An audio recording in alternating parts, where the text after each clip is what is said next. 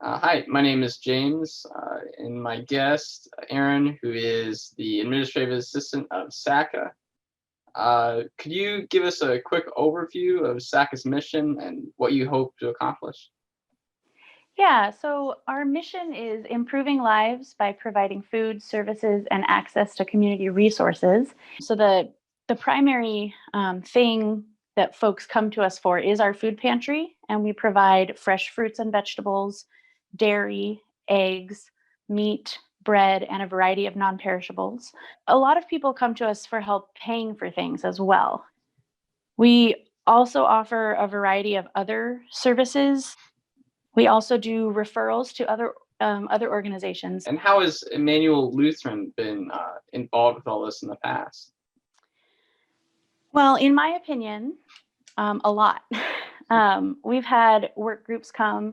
I know Keith has brought youth work groups, cleaning, organizing, restocking, other projects. We also have current and past board members that are part of Immanuel Lutheran. And we have also used the kitchen at Immanuel Lutheran for some of our cooking classes. And we receive regular sustaining donations from the church through the donations and benevolence. And I didn't mention, we have current volunteers also part of the community. How has the pandemic affected your organization and your guys' ability to continue this? A lot of our changes have been specifically our service model. Prior to COVID, we had folks come in and shop for items, and we've not been able to continue doing that because of COVID. So we've shifted to pre-filled boxes, and we gather items for folks, take them to them in the parking lot. We've had fewer volunteers because of COVID. We also have to limit how many we have in the building at a time. We've had to change our mindset. We have to be flexible. We have to be creative to try and find ways to meet the needs without diminishing the services we're providing. While we've reduced our community donations of food, the financial donations have been steady, and we've been able to purchase food through our retail partners and be able to provide just as much food. In fact, in many cases, more food. Since we're unable to send work parties currently, are there any other ways that people at Immanuel can help your guys' organization? Yeah, the biggest way to help, because of how limited we are in contact, would be financial donations. And for some, that's a challenge right now. We understand that. We are still in need of volunteers. And so while a work group may not be able to come, individuals who are interested and willing to volunteer are welcome to do so.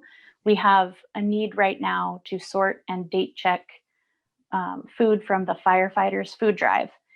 And that could be during the hours when we're closed. So it might be a good opportunity without a lot of people around to do some active service.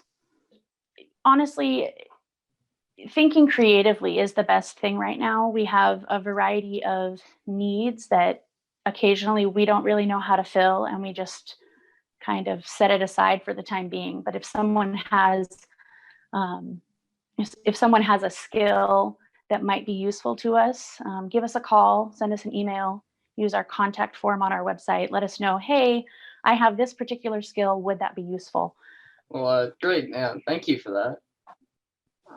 Yeah. Hello, my name is Karina, and my guest today is Stephanie Stone King, who is the event coordinator of Habitat for Humanity. How are you doing today, Stephanie? I'm doing well. How are you? I'm doing great. Thanks for asking.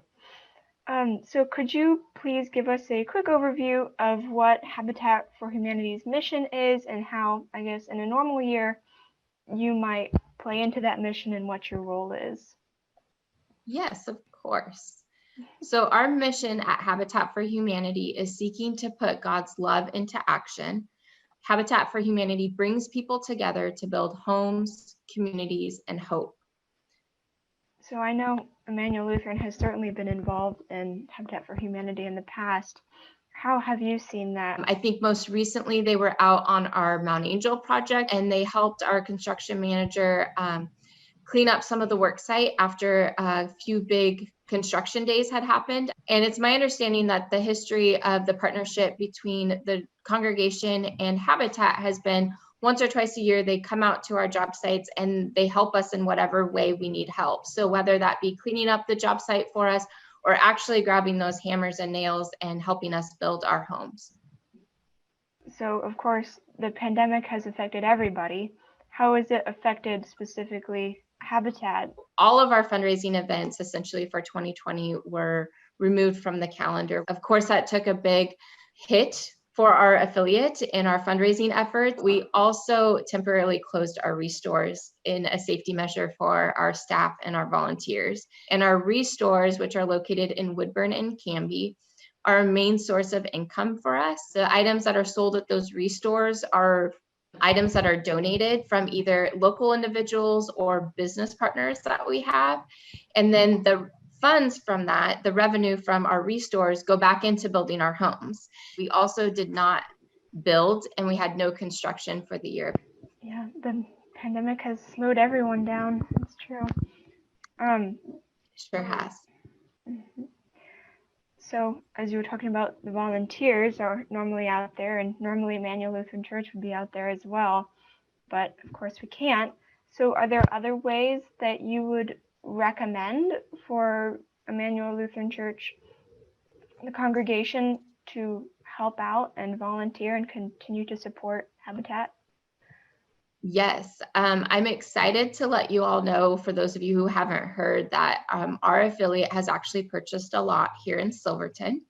That lot is off of Pine Street, right by the high school. That is, I believe, a 2-acre lot, and we plan on building 18 units. So we are actually going to start construction next week for a single family home. And so we are starting to bring back some of our volunteers. We are doing smaller groups of volunteers. So there's always the opportunity to come back on site and to help us there for if anyone's comfortable with that. Other ways that are easy to help us and don't require volunteering out in the community, if you are considered high risk with the pandemic, is sharing our social media platforms. We're on Facebook and Instagram. The more that people know about our mission, the better. Visiting our website, you can sign up for a newsletter there. You can support us in future events as we hold them. There may be some virtual events that we'll be doing in 2021, and hopefully we can get back into some in-person smaller events. There's also the option, if you feel called to donate financially to Habitat. You could also donate to our restores. If you have furniture that you want to get rid of and you're not sure where to take it, our restores will take it. The other thing is, when you're looking for something for your home and you have a small home improvement that you want to do, instead of going to Lowe's or Home Depot, maybe travel out to one of our restores and see if we have those items in stock for you. Great, thank you. Those are all of the questions that I have for you. Is there anything else that you want to leave as a final note for the congregation? I just want to thank the congregation for the years of support that you have given to our affiliate. Immanuel Lutheran has shown up and volunteered with us and have helped us and have always been interested in our work and what we're doing, even if it's outside of Silverton. It's appreciated from the staff and from our partner families. That's great to hear. Thank you so much again, Stephanie, for the interview and for talking to me today. And I hope you and Habitat do well in the coming months. Thank you for the opportunity. I'm Ethan Frederick. I'm a member of the youth group, and I will be conducting the interview today. And I'm Mary Miller. I'm a member of Immanuel Lutheran Church. Could you give us a short, quick overview of what Growing Hope's mission is and how you're accomplishing that mission right now? So Growing Hope globally started in 1999 as a project called Food Resource Bank.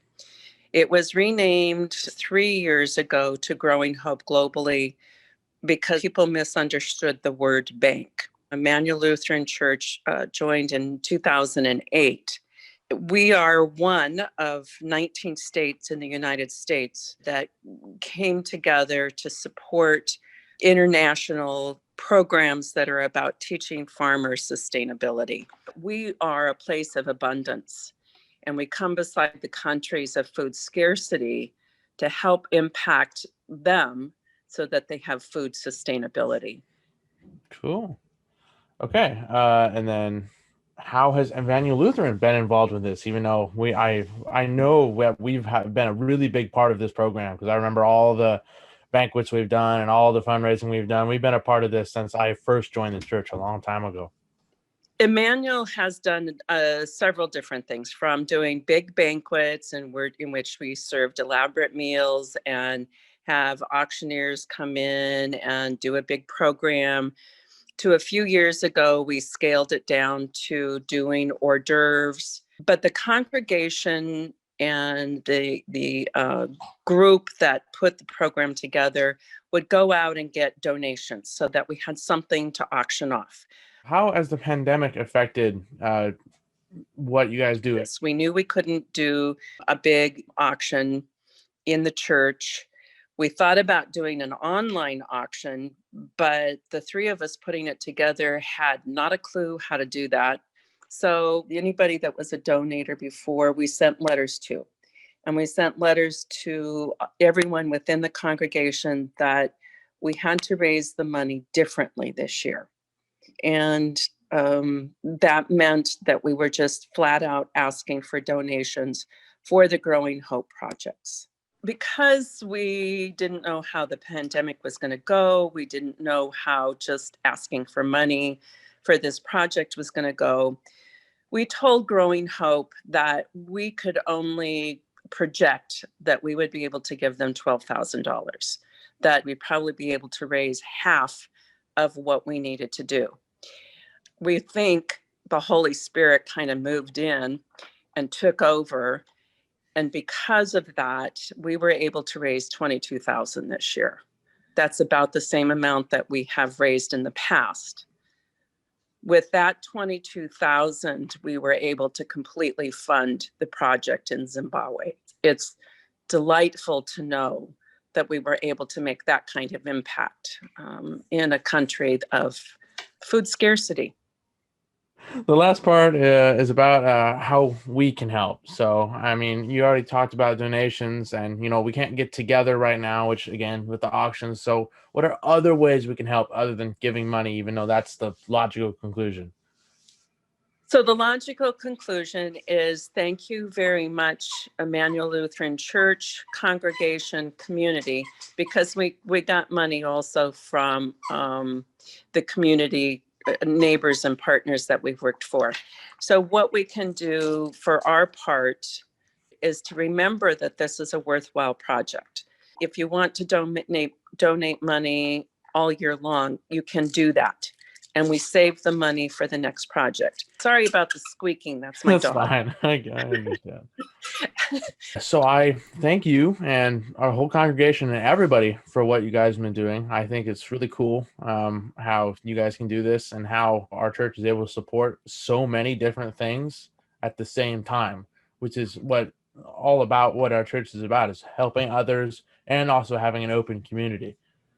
I absolutely agree with you, Ethan. You couldn't have put it better. Thank you. Hello, my name is Karina, and I am part of the youth group at Immanuel Lutheran Church. And I have two guests today. They are Kimberla Weaver and Amy Rodriguez, and they are both a part of St. Joseph's Family Shelter. Kimberla is the program supervisor, and Amy is an intern and a tutor.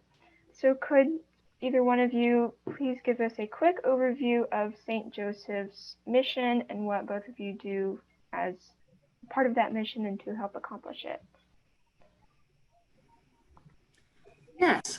So our mission is to serve the vulnerable people in the community and to give them hope and come back into the program, leaving here with so much resources and opportunities that they have never explored it.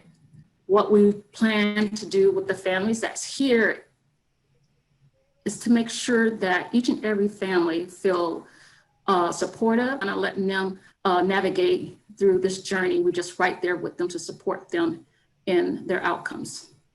This is my second term here as an intern. And like Kimberly said, we are a support system, and I love working with children as well as the parents. It's like a little community here. And I think that's why I love volunteering here.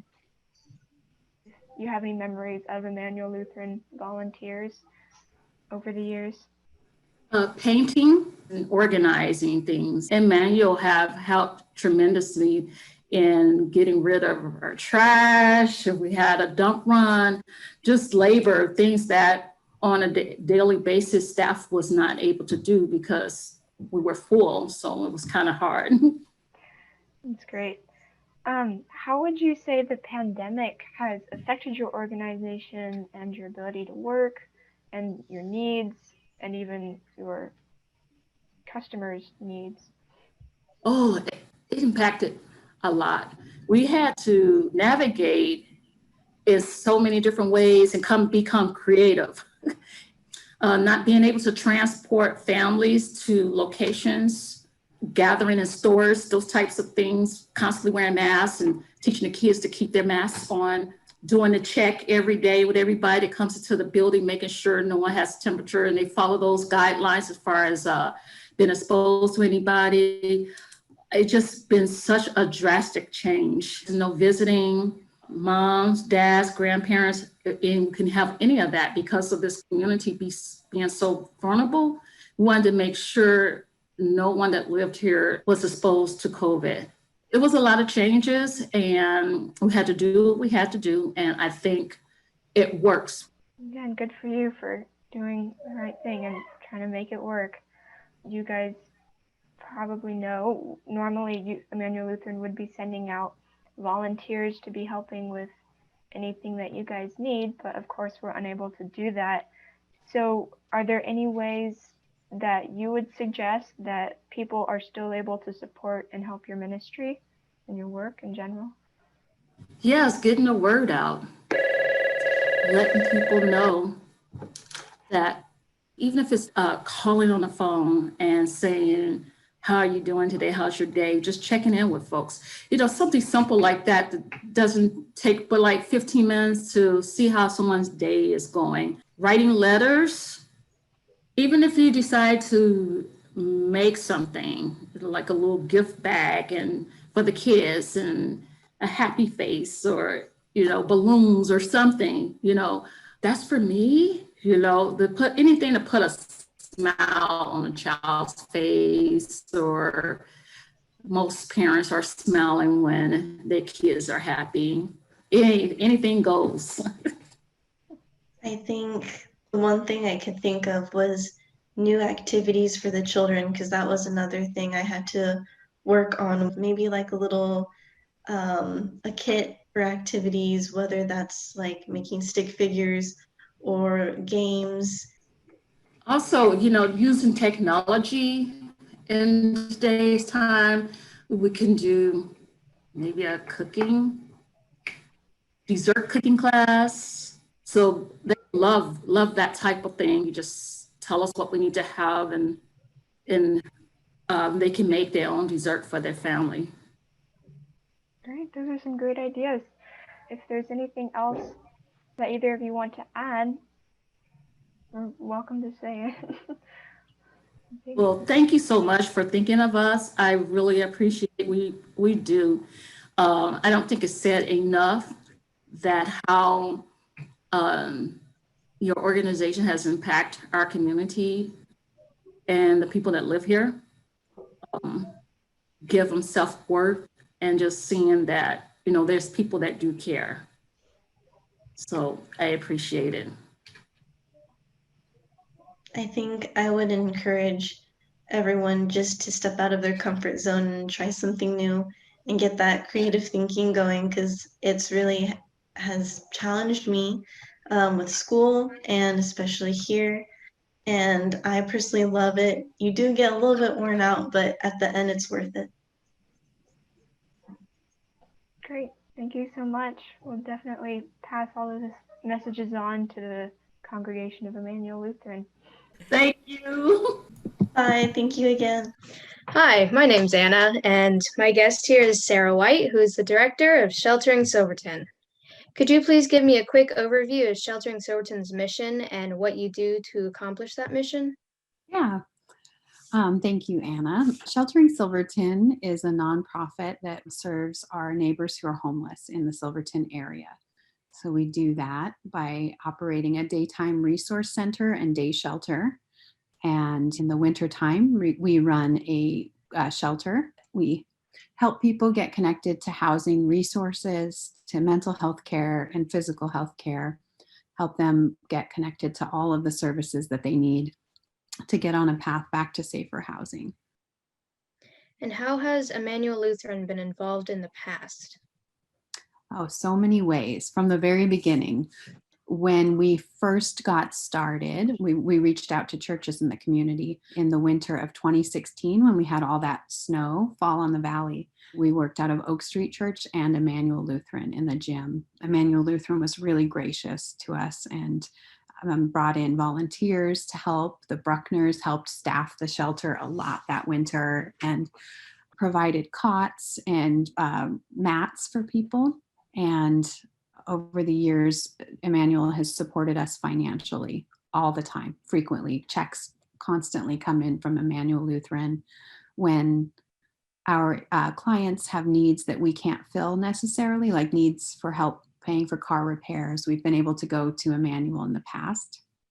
Pastor Leah was one of our founding board members for Sheltering Silverton. So she really helped create the vision that became this great organization.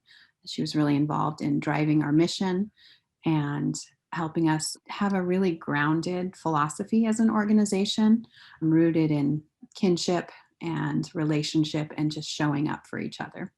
How has the pandemic affected your organization and your ability to continue? It's been a challenge this year. Our warming shelter normally shuts down on March 15th every year.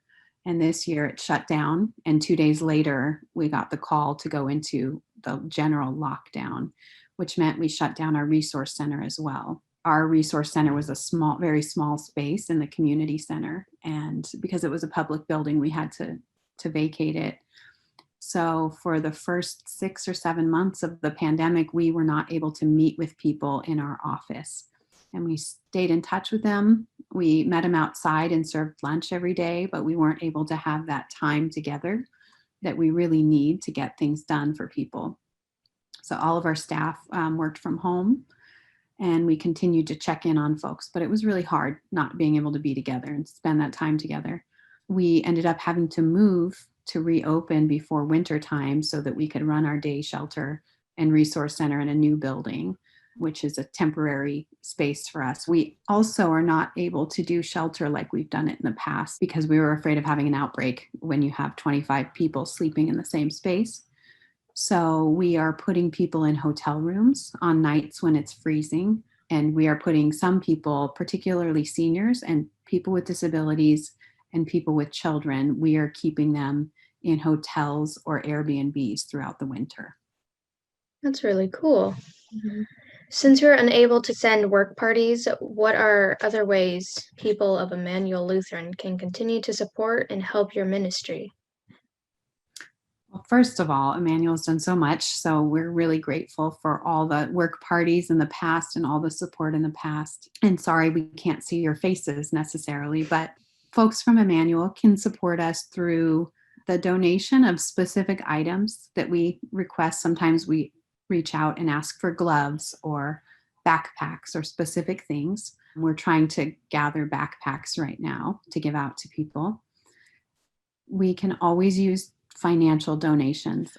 A big thing that people could do in the community is first pray for the folks in our community who are homeless, and pray for folks whose hearts have been hardened to homelessness, I think, and help engage in the conversation in kind and loving ways that build community. We're constantly trying to dispel misinformation in the community about the people that we serve and trying to educate folks on the causes of homelessness, the systemic causes, and come up with community solutions together. And those are hard conversations, and they require a lot of courage, and they require people who are willing to stay in conversation. And that's, I think, a really big thing. Immanuel's done a great job of leading brave conversations in the past. And if more folks can come into that work, it would really help. Well, thank you so much for sharing. Thank you for asking.